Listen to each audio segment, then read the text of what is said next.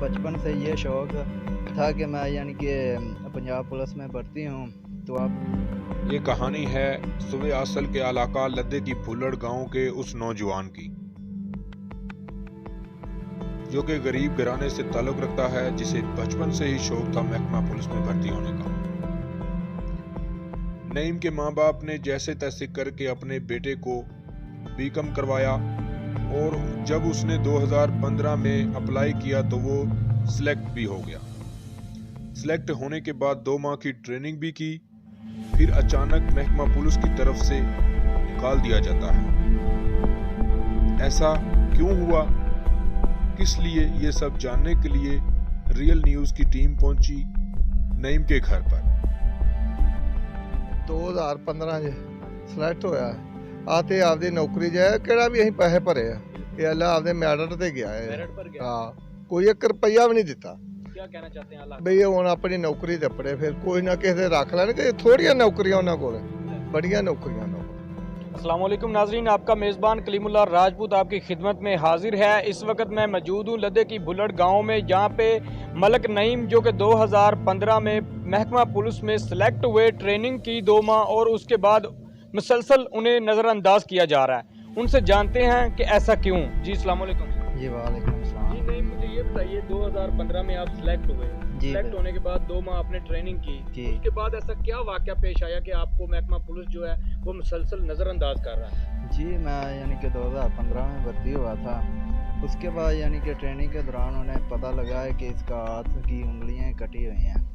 तो उन्होंने यानी कि मेरी जो ट्रेनिंग थी वो उधर थी फरुखाबाद में, उन्होंने ज़िला वापस कर दिया मुझे।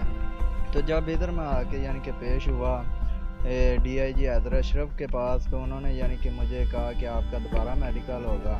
जबकि दोबारा अगर मेडिकल करवाता तो मैं अनफिट हो जाता।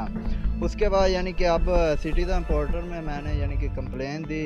कंप्लेन देने के बाद जो SP हेडक्वार्टर है उन्होंने यानी कि मुझसे रब्ता किया कि आपकी क्या यानी कि सूरत हाल है, क्या आपके साथ बना है। तो मैंने बताया सब कुछ।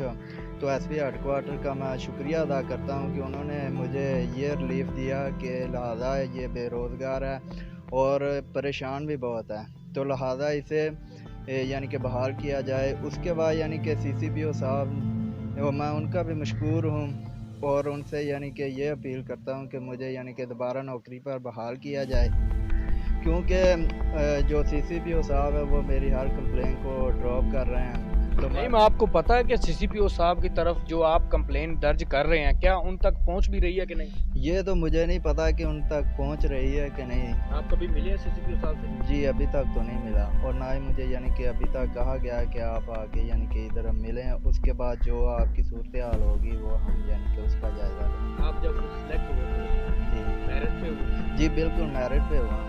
यानी कि उसके बाद पहले यानी कि जो मेजरमेंट होती है उसमें भी मैं पास आया हूँ। उसके बाद यानी कि दौड़ हुई उसमें भी मैं पास आया हूँ, और जो NTS हुआ उसमें यानी कि मेरे 57 मार्क्स आए हैं, तो उसमें यानी कि पास हुआ। मेरा बचपन से ये शौक़ था कि मैं यानी कि पंजाब पुलिस में भर्ती हूँ। तो अब यानी कि CCPO साहब से मेरी अपील है कि वो मेरे इस शौक़ को पूरा करे, और ताकि मैं अपनी जो नौकरी है वो उस पर। नाज़रीन, नईम का ये शौक़ था बचपन में, क्योंकि बचपन में ही उनका जो हैंड है वो कट गया था। लेकिन अगर वो यहाँ तक आए हैं, ऐसा क्या मामला हुआ कि इन्हें मुसलसल नज़रअंदाज किया जा रहा है, और अगर देखा जाए तो इन्हें क्लर्क की जॉब दी जा सकती है। मेरे साथ नईम की वालदा मौजूद हैं, उनसे जानते हैं कि उनका क्या कहना है। जी अस्सलाम वालेकुम। वालेकुम सलाम। जी माँ जी, आप हमें ये बताएं, जब पुलिस में सिलेक्ट हो गया उसके बाद इसे निकाल दिया गया, क्या आप क्या आला हुकाम से कहना चाहते हैं?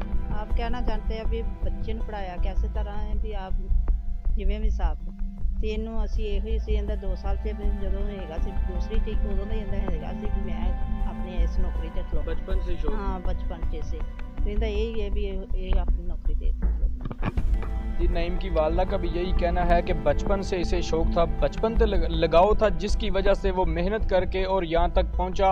और अब उनकी गुजारिश है CCPO लाहौर गुलाम महमूद डोगर साहब से कि उनके ऊपर नज़रसानी की जाए और हमारे बेटे को नौकरी पर बहाल किया जाए।